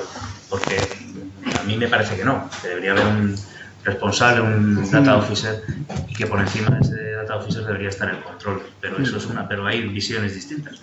Y luego, enlazando con la pregunta de Jorge, ¿cómo creéis que debe hacerse esa transformación en las compañías? Estamos todos de acuerdo en que tienen que moverse a esta gestión del dato, pero esto que es, oye, me tiro a la piscina y a ver si salgo, o lo hago de una manera progresiva y voy haciendo un proceso de transformación. ¿Cómo lo veis vosotros? Se tiene que hacer de manera progresiva. Me lanzo yo, Juan, y ahora me haces la... De acuerdo. Se tiene que hacer de manera progresiva, evidentemente, y tiene que ver también con la pregunta que hacías, Jorge, de cuál es el momento. Yo estoy de acuerdo con Juan, o sea, esto es absolutamente obligatorio, es sí o sí. Y como yo suelo decir, imaginaos un tren, esto es un vagón, el del cambio y el de la transformación que hay que coger. La diferencia es cuándo lo cojo y a qué velocidad. Y eso va a depender mucho del sector, va a depender del entorno también competitivo y va a depender de la madurez de la compañía. Y esa madurez es lo mismo a nivel de datos. Es decir, ¿cómo se empieza a hacer esto? Pues se empieza haciendo lo que es un assessment de en qué situación estás, de hasta dónde quieres llegar, que es lo que hemos hecho siempre en el mundo de la consultoría, y establecer lo que es un camino. Es decir, no tiene mucho sentido en una empresa en la que los datos están absolutamente cambiados, y cuando habla comercial y cuando habla financiero están hablando de realidades distintas. Ahí hay mucho trabajo que hacer en la parte de base, en la parte de gobierno de datos y del CDO y del Data Owner que me preguntabas antes, Paco. Mientras que otras empresas que sí que tienen ya pues, sus sistemas transaccionales, sus RP, sus sistemas contables, sus sistemas analíticos, que digamos que ya tienen un grado de madurez mayor, pues entonces lo que tienen que hacer es dar el salto a temas más novedosos como los que comentábamos antes, de meterse en analítica avanzada, de meterse en modelos predictivos. Si hay alguien que no tiene los datos y que incluso podemos llegar al extremo, y supongo que todos conocemos casos, que es que no tienen ni datos, o sea, ya no es que coincida lo que dice uno y otro, sino que es que no tienen datos, y lo queremos llevar al mundo analítico, mal vamos, porque para hacer analítica y modelos predictivos necesitas histórico, con lo cual ese es un poco el camino que habría que hacer, empezar desde la parte básica, dependiendo del estado en el que estás, hasta llegar ya a temas un poquito más novedosos o más avanzados, ¿no? Sí, totalmente de acuerdo. Totalmente de acuerdo. A ver, el intentar y en los proyectos de control de gestión y los proyectos de gestión de datos, yo creo que hay una posibilidad de fracaso bastante alta. Es decir, son proyectos complicados. El intentar decir, bueno, voy a tener el dato único. Voy a conseguir que no haya absolutamente ninguna discrepancia entre los datos de la compañía. Y este dato lo va a utilizar contabilidad, comercial, control de gestión, etcétera. En teoría, es el sistema perfecto. O sea, en teoría, cuando coges el libro dices, oye, ¿qué es lo que tengo que hacer? Tengo que llegar a esto. Tengo que llegar a tener estos datos sobre esto. Y sobre estos datos, cuando tenga los datos perfectos, empiezo a analizar. Si esperas a eso, probablemente esperes toda tu vida, porque los datos son algo cambiante y las necesidades son cambiantes y tienes nuevos negocios y se te rompe la estructura de los modelos de negocio y se te rompen las estructuras de datos y necesitas cosas distintas. Entonces, por ejemplo, lo que Miguel Ángel y Román estaban contando, decir, oye, hay herramientas que lo que hacen es gestionar bueno, pues las distintas fuentes de datos también que tienen que existir. Al final de lo que se trata es de ir mejorando la base de los datos, pero no puedes esperar a decir, bueno, voy a tener toda mi base de datos perfecta, el modelo de datos único, etcétera, para empezar a construir y tomar decisiones. Tendrás que ir mejorando, ¿qué es lo que tienes que ir mejorando poco a poco? Sí. Dicho de forma genérica, habría que ver cada caso, pero creo que intentar hacerlo así. Mi abuela que decía que lo mejor es enemigo de lo bueno. Eso, esa es la que... Es una buena máxima. Yo creo que esa es la buena. Sí, y quizás un poco por también reseñar la figura del controller, como preguntabais, si tiene que ser realmente el dueño de los datos. En un modelo bien definido y establecido de data governance, como llamamos, en un modelo de master data, no tiene que ser evidentemente el owner de todos los datos. Precisamente el definir en ese gobierno quién es el propietario del dato, de qué dato, es precisamente la base de la estrategia de un buen modelo, digamos, de gobierno de datos en una empresa. Por eso aparecen las figuras tan importantes como el propio CDO, ¿no? Que ha aparecido, que es el jefe de dónde están los datos. No solamente por temas de básico de encontrar ese master data, ese dato único, sino que estamos mezclando ya temas de seguridad, estamos mezclando temas de confidencialidad en los datos, es decir, estamos metiendo muchas variables adicionales a cómo gestionar ese dato. Lo que sí que tiene que ser el controller, como os comentaba yo antes en la ponencia, es el garante de los indicadores de negocio que sirven para gestión, con lo cual él sabe que tiene que utilizar estos indicadores y esos indicadores tienen que venir de una base de que ese dato que está utilizando el controller es el adecuado. El controller que va buscando por los pasillos y por los departamentos los datos, bueno, pues yo creo que es una imagen que se debería cambiar, evidentemente.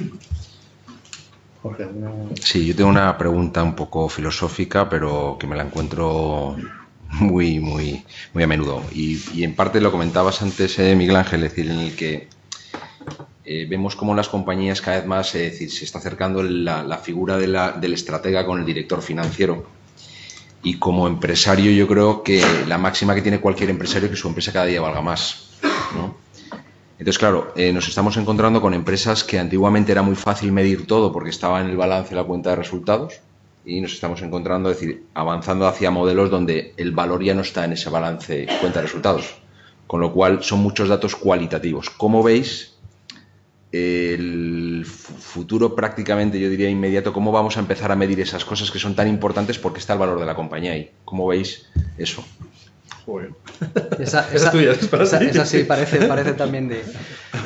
Pues sin querer insistir, ¿vale? O redundar en lo mismo, pero Antes los indicadores de negocio eran muy simples y muy básicos, como dices, nos basábamos en una cuenta de resultados, nos basábamos en un balance, entonces para una dirección financiera, para un control era muy fácil interpretarlo. Yo creo que la problemática ahora es que para precisamente aportar valor en las empresas y que evidentemente todos los accionistas y los stakeholders estén todos contentos, pues es hacer una buena gestión. Y el concepto de buena gestión y una gestión integral a día de hoy es establecer muchos más indicadores de negocio que antes era imposible acceder a ellos. Entonces, a ello es donde creo que está un poco la piedra del juego, es decir, utilizar nuevos indicadores de negocio que hasta ahora ni siquiera podíamos pensar en utilizarlos, o porque no los teníamos, o porque no podíamos medirlos, o porque estaban metidos en una maraña de datos que era imposible sacarlos, y eso es un poco lo que os contaba antes Román en la demo, que hay tecnología que facilita el poder incorporar a un cuadro de mando, incorporar a un dashboard, incorporar a un modelo estratégico indicadores que hasta ahora no se podían poner en el control de gestión. Yo creo que esa es... Sí, no, estoy totalmente de acuerdo donde, pues aún lo comentaba, ¿no? Lo de tu abuela, que tal, no sé qué. Yo digo que al final que más vale lo aproximadamente correcto que lo exactamente equivocado. Y al final, es decir, es verdad que es preferible tener algo que puedas medir, aunque no sea exacto, pero que te permita ir hacia la generación de valor, ¿no? Es decir, efectivamente es... Yo voy a comentar antes de grandes fracasos. Bueno, pues dice que se aprende de los fracasos y no de los éxitos, pero bueno, que comentaba que en esto del control de gestión se hacen muchos proyectos y desde el área de control se lanzan para mejorar y siempre para mejorar y para buscar algo más fino o algo más atinado o algo más cercano a negocio o algo que te permita. Y la verdad es que normalmente suelen ser historias sucesivas de intentar acercarse no sé si a la verdad, pero un poco a tener la brújula bien orientada y tener las herramientas de medición adecuadas. Pero suele ser complicado. Es decir, cuando vas a un proyecto y lo vais a dedicar a la empresa, veo, no sé qué edad tenéis, pero bueno, así de edad media creo que estáis empezando. Cuando vas a un proyecto para implantar una contabilidad financiera, o lo haces bien o lo haces mal. Pero quiero decir, si tú coges y la interfaz que viene del sistema de facturación te hace un asiento que te dice cliente no sé qué contra ingresos, pues lo has hecho bien. y eso lo has hecho bien. Si quieres implantar y planteas una herramienta de control de gestión, que es que lo hayas hecho bien, porque aquí no hay nada escrito. Quiero decir, ¿cómo lo vas a medir? ¿Cuáles son las dimensiones que tienes que hacer y con qué profundidad lo haces? ¿Hasta dónde me quedo en hacer repartos de no sé qué tipo de gastos que me llevan o no me llevan a ningún sitio? ¿En qué me fijo? ¿Cuáles son realmente los KPIs que tengo que ver y no los KPIs que no me dejan ver el bosque, digamos, no? Los KPIs esos que me van a despistar.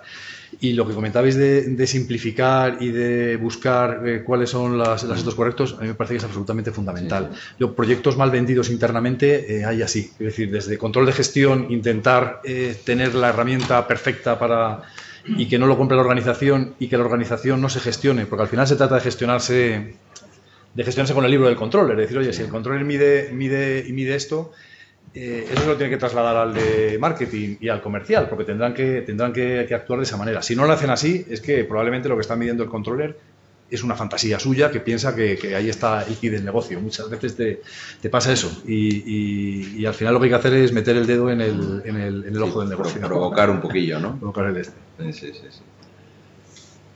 ¿Alguna pregunta tenéis? ¿Algún comentario?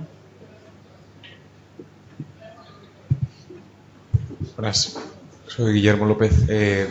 Don Francisco, una pregunta, bueno, a todos en general.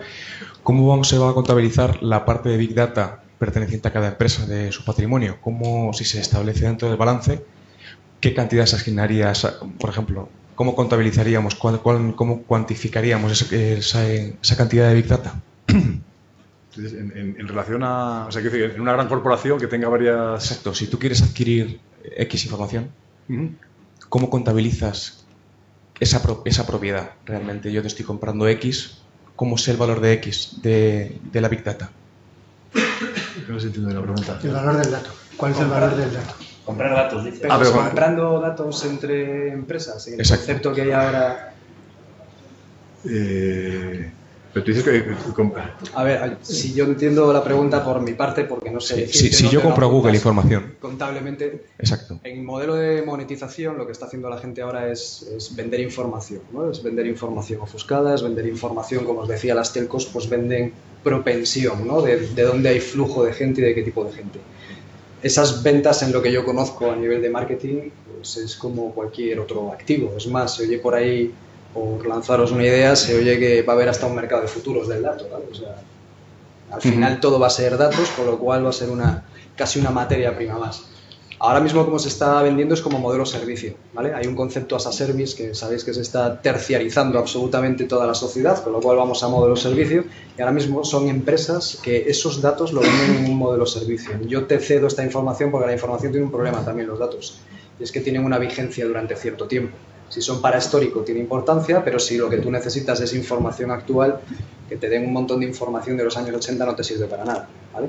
Entonces, como se está haciendo ahora, se está comercializando en modo servicio. Yo te cedo información en tiempo real porque tengo la capacidad de captar esa información, tamizarla y cedértela.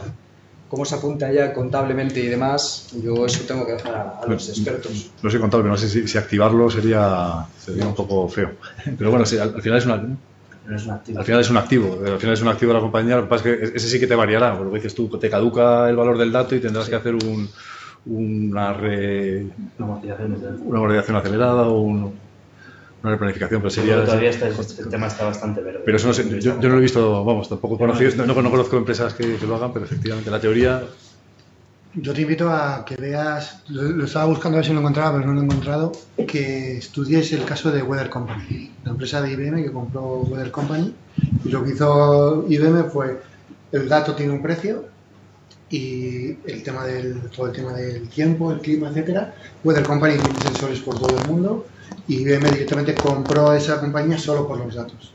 No sé el montante, pero busca información. Lo que hace es lo que dice Miguel Ángel, que lo que hace es que vende los datos en modo service, modo servicio. O el caso de Weather Company simplemente compró la empresa directamente. Es decir, el único activo que tenía esta empresa de modelo servicio eran datos, porque bueno, tenía el activo de los sensores, tiene sensores meteorológicos por todo el mundo, pero realmente lo que vendía es para hacer modelos de predicción de huracanes, de tormentas, como es un dato absolutamente importante para cualquier tipo de negocio, porque aunque parezca mentira, si tú sabes cuándo va a llover, pues el que vende paraguas le interesa, pero no solamente el que vende paraguas, porque los centros comerciales se llenan, pues eso vale dinero y eso ya se está monetizando y hay muchas empresas. El caso más concreto es el que os dice Román, de Weather Company, compañía internacional que IBM directamente dejó de comprarle los servicios de datos y la compraba entera, directamente.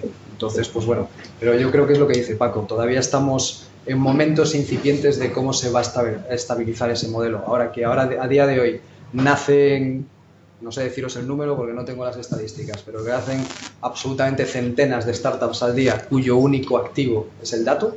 Lo podéis ver hasta en el concepto fintech y los fintonic y todas las fintech del mundo. Básicamente lo que utilizan es los datos de otros para monetizarlo porque te ofrecen un servicio que puede ser de alertas de cuando te caduca el seguro.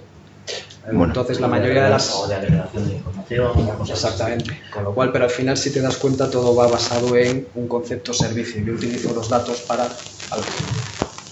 Ahí hay una cosa que sí que se está utilizando actualmente y es que cuando compras compañías, es decir, que tengan datos o que tengan, es decir, realmente estamos comprando intangibles 100%. Solo cuando se produce la compra, es decir, en ese caso se genera un fondo de comercio. Ese fondo de comercio tú sí que te lo activas en tu activo siempre y cuando se haga una operación. Y año a año, es decir, lo que tú has comprado tienes que hacer se llama un test de impairment, y ese test de impairment año a año tienes que ir viendo si lo que tú compraste luego sigue valiendo lo mismo o no. Es decir, vamos a poner un ejemplo. Imagínate que compras el Weather Company, ¿vale? Y la has pagado por 10. Ok. Vale.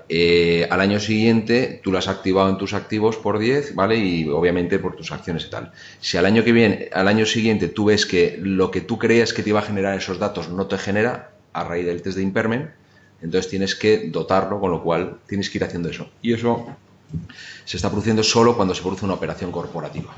Es decir, pero vamos, sí.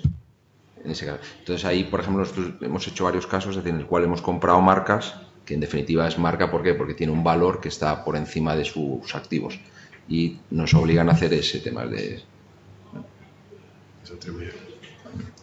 ¿Alguna pregunta más? Una pregunta. Va más orientada a la gestión de personal. Es cómo van a gestionar, o cómo pensáis que van a gestionar las grandes empresas la gestión de su personal con la aparición de los bots, lo que está haciendo Amazon ahora mismo y otras grandes compañías. Hombre, la verdad es que es difícil aventurar por dónde va a terminar todo esto. Pero básicamente los modelos, en este caso, en los modelos de gestión de personal, incluso en los modelos de recruitment, se están basando en lo mismo, se están basando en pura analítica. Que luego realmente el canal de interacción sea un bot o no, es como el tema de la omnicanalidad que comentábamos en retail. Antes llamabas por teléfono, luego compras por internet y ahora lo que tienes es un bot con el que charlas directamente en el ordenador y te hace hasta la recomendación. A la hora en el tema de gestión de personal, que entiendo que la preguntaba por ahí, incluso en los modelos de recruitment y demás. Va por más por la plantilla interna de la Por la plantilla interna, por la gestión propia. Claro, sustitución. En el concepto de los bots es simplemente un nuevo canal que utilizas para charlar y para hablar con los empleados. Y los modelos de gestión de personal, lo único que se está haciendo es que se están basando precisamente en toda la información que sí tienes sobre el personal para hacer lo mismo, hacer modelos analíticos en los que intuyes quién va a tener una baja, quién tiene que tener una promoción, quién tiene... Pero no son ni más... Me da la sensación de lo que estás preguntando es... ¿Qué va a pasar con los empleados actuales en la medida en que la robotización o en la medida que la inteligencia artificial vaya ocupando posiciones? No, sí, es que hay muchos enfoques en esa pregunta. Cada empresa tomará decisiones como correcto. Un poco orientada a vuestra experiencia. Sí, te cuento. A ver, generalmente las compañías, uno de los anteriores, bueno, por poneros también en contexto, antes de ser el director de auditoría yo era el director de recursos humanos de Banquit. Por lo tanto, algo de esto nos ha tocado vivir. Una de los skills que más se demandan en las nuevas incorporaciones es la capacidad de adaptación a los cambios. ¿Qué quiere decir esto? Quiere decir una cosa muy sencilla, y es que hoy trabajas de una manera y mañana vas a trabajar de otra. Y si no tienes esa capacidad de adaptarte a los cambios, pues vas a tener bastantes dificultades en cualquier compañía. ¿Por qué? Pues porque, como decía antes Miguel Ángel, el mundo está absolutamente cambiando. No vivimos en un cambio de era, sino en una era del cambio, ¿no? O algo así. Pues eso es lo que está pasando. Entonces, ninguna compañía creo que tiene la piedra filosofal para saber cómo va a abordar estos cambios, porque son tan rápidos y tan exponenciales que es imposible saberlo.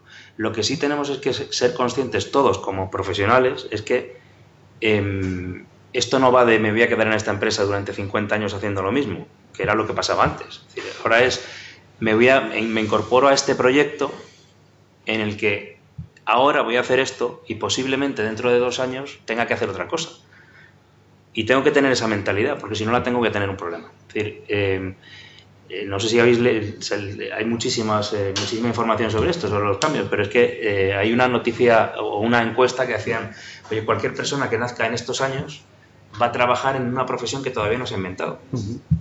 Con lo cual, pues imaginaros cómo pueden abordar las compañías todo este tema, pues con una cierta preocupación, pero por otro lado con la sensación de que, bueno, obviamente habrá trabajos que dejarán de hacerse porque la robotización, la automatización generará eficiencias y generará, pero fundamentalmente se irán aquellos trabajos de menor valor. Es decir, donde cuando tú aportas poco a una compañía, obviamente tu puesto de trabajo está más en peligro que si tu aportación de valor es mayor. Y para que tu aportación de valor sea mayor, pues lo que tienes es que estar formado, estar preparado, estar sujeto a esa flexibilidad y a esa adaptabilidad que el mundo, que el entorno actual exige. No sé si he contestado tu pregunta, te he dejado tranquilo o más intranquilo. Pero vamos. La incertidumbre sigue estando. No la podemos evitar. Pero eso es como en cualquier revolución. Cuando sucedió la revolución industrial que todos hemos estudiado y demás, pues evidentemente fue un cambio tan sumamente drástico que la gente también parecía que se iba a acabar el mundo y demás. Pues yo creo que estamos en un modelo similar. Como no sabemos lo que va a venir, como dice Paco, pues crea esa incertidumbre, pero está claro que habrá una sustitución, digamos, de capacidades y de skills, que lo único que hay que hacer es adaptarse. Pues yo lo único puntualizar que por lo que digamos en el área, el concepto de inteligencia artificial, de bots, etcétera, se ha generado demasiado marketing alrededor del concepto. Las expectativas que hay en relación a la inteligencia artificial de aquí a un par de años, sí, no sé si conocéis Yo Robot o IA, esas películas, eso es ciencia ficción real y de aquí a muy hacia adelante, ¿no? Sí, no, pero lo que ha comentado antes Francisco, claro, lo que ha hecho Francisco de esos puestos de trabajo de poco valor, el RPA que ha hecho mención antes Miguel Ángel, son robots que pueden hacer, imaginaos, tareas administrativas. Pues ese tipo de puesto de trabajo, donde son actividades muy repetitivas, poco creativas, van a desaparecer, es la realidad. Vale. Pero luego también las empresas se están enfocando... Surgirán otras sí, claro, nuevas funcionalidades. Claro, pero... Hace unos años, ¿quién iba a hablar del responsable de los datos o quién iba a hablar del controller como responsable de la gestión y de la manipulación y de la estrategia asociada a la estrategia? Poca gente, vamos, y sin embargo ahora pues es lo que toca, vamos. Sí, pero incluso puede ser un aliado de la tecnología. El tema de los bots no va... Imaginaros cuando llamamos a un centro de atención a usuarios, un Telefónica, oye, tengo un problema con la tarjeta, tal. Las empresas están apostando por incorporar a esos centros de atención a usuarios bots, asistentes virtuales, para atender a los clientes fuera del horario laboral. No es para quitar puestos de trabajo, ¿entendéis? Entonces, bueno, es un poquito... La robótica no es nueva, que las empresas de automoción tienen robots desde hace 50 años, y el número de empleados que hay ahora mismo en las empresas es mayor que el que había hace 50 años. Ay, perdona. No. Llámame optimista, pero yo creo que en todo esto que está pasando con la tecnología, precisamente como se está comoditizando, el valor diferencial del futuro realmente va a ser el humano, va a ser la persona. Es decir, cuando ya todas las empresas, esa evolución de ir por delante en tecnología y demás, lo tengamos todos al nivel que lo tenemos todos directamente en el bolsillo con el smartphone, cuando sea así, realmente el valor diferencial que se va a buscar en las estrategias de las empresas va a ser el humano. Ahí sí que yo ahí aportaría algo un poco, vamos, adicional y tal. Yo creo que uno de los temas, y se lo han comentado, es decir, yo creo que solo nos quedan 50 años de vida profesional por delante, solo, con lo cual, es decir, la primera es que no vamos a saber dentro de 4 años el empleo que hay. ¿Qué buscan las empresas, o por lo menos con las que nosotros estamos tratando? La primera es, preocúpate por tu empleabilidad. Es decir, si tú eres tienes empleabilidad, siempre vas a estar ahí para poder estar ahí o en cualquier sitio. Luego las otras cosas, es decir, la incertidumbre tiene que desaparecer de tu cabeza y tienes que aprender a desaprender. Es decir, porque cuando aprendas vas a tener que volver a desaprender lo que habías aprendido. ¿Por qué? Porque el entorno te ha cambiado, el corto plazo. Entonces, si te preocupas por la empleabilidad, y segundo, el tema que lo habéis comentado me parece fundamental, es una cosa que cuando se democratice el dato, que va a llegar el momento, el diferencial va a estar en la escala de valores de las personas. Es decir, sé humano. Si eres eso, vas a tener un diferencial. Con lo cual, y esa es la parte que creo que a fecha de hoy, cuando se nos preguntan, ¿no? Es decir, ¿qué aconsejáis? ¿Cuál sería el máster del futuro? Digo, el máster de la actitud. No existe actitud. Entonces, es decir, eso es lo que nos teníamos que preocupar. Tener la empleabilidad, trabajar por la actitud, porque lo importante que, sobre todo los más jóvenes, es decir, que os vais a encontrar no va a ser las veces que caigáis, sino las veces que volváis a poneros de pie. A mí me gusta, si me permitís, una pequeña anécdota que suelo contar, precisamente de lo que está comentando Jorge. Si os hablo de Facebook, os imagináis una empresa tecnológica, puntera y metida en esto, evidentemente, en la gestión del dato y además de otros, ¿no? Que es de lo que vive. ¿Sabéis cuál es la licenciatura, la profesión que más ha buscado a principios de año, porque esto ya es antiguo, es de diciembre de 2017, enero de 2018, cuál fue el porcentaje, decirme una carrera de gente que ha contratado Facebook en mayor número? Creo que de la última jornada el 40 y pico % que entró. Pensáis de matemáticos, ¿eh? ¿Cuál? He oído yo por ahí. Psicólogos, no exactamente, pero también están en la jornada. Filósofos. Precisamente por lo que estamos hablando de humanizar. No se sabe dónde está y Facebook está muy preocupada, el señor Zuckerberg está absolutamente preocupado porque su negocio se vaya al traste. Entonces, ¿dónde está el límite del bien, del mal, del terrorismo, de las injurias, pues precisamente todo ese entorno que nos parece muy humano, muy humanístico, ¿no? Pues precisamente es en lo que están preocupadas muchas empresas, que lo que están haciendo es una gestión del dato de dónde tienen que poner el límite. Y lo que han hecho ha sido precisamente reclutar gente de psicología, gente de filosofía, precisamente para ver dónde ponen ese punto. Es curioso porque siempre te esperas que sean ingenieros, que sean matemáticos, y precisamente hacia donde está yendo su estrategia es hacia ese punto, porque el negocio se le puede ir al traste, evidentemente. Le puedo soltar una filosofada, pero también porque yo creo que hay razones para el optimismo. No tengo ni idea de cómo va a ser el futuro, como estamos diciendo, y ninguno lo teníamos, pero yendo al pasado, es verdad que la que nos viene encima es una revolución tremenda con la digitalización, la robótica, etcétera. Pero igual nos estamos pasando también de elevarlo al cubo. Quiero decir, el cambio que supuso la revolución industrial que comentábamos antes, eso sí que fue un cambio. Quiero decir, pensar en la España hace 50 años, o en el mundo hace 50 años, o 80 a lo mejor, todo lleno de braceros, la agricultura era, no sé, el 80, el 90% de la economía, y la gente era, el 80 o 90% se dedicaba a estar con una azada labrando el terruño. Cuando llegó un tractor, le quitó el empleo a 100 o a 200 personas. Una máquina textil, para hacer un textil de aquellos, le quitó el trabajo, era capaz de hacer el trabajo de, no sé, de 200 hilanderas allí haciendo su encaje de bolillos. Realmente los cambios que hemos vivido industriales han sido apoteósicos, y lo que nos lleva básicamente es a un mundo mucho más feliz. Quiero decir, ahora la gente se muere menos, la gente vive más, la gente, de repente no hay un empleo del 95% que podría parecer que ocurriría si se cierran todas las actividades tradicionales. Todo lo contrario, el mundo se ha ido transformando, se han ido creando nuevos empleos y se ha ido creciendo en riqueza, y en aportación humana y de inteligencia y de valor añadido a las cosas que se hacen. Entonces, yo en ese sentido, y en una sociedad de consumo, cada vez tenemos más cosas y cada vez se produce más, y efectivamente se produce más eficientemente, pero cada vez se produce más. Entonces, vamos creciendo así. Yo es la razón para el optimismo, que seguiremos inventando cosas para seguir creciendo. Estoy seguro. ¿No? Es un poco... Lo que espero es que además tengamos más tiempo para el ocio, que tampoco viene mal. Esa es la lectura amable cuando siempre dice, bueno, la robótica, mira, esto te va a permitir quitarte pues, esas tareas que no te gustan. No sé si tenéis alguna pregunta más.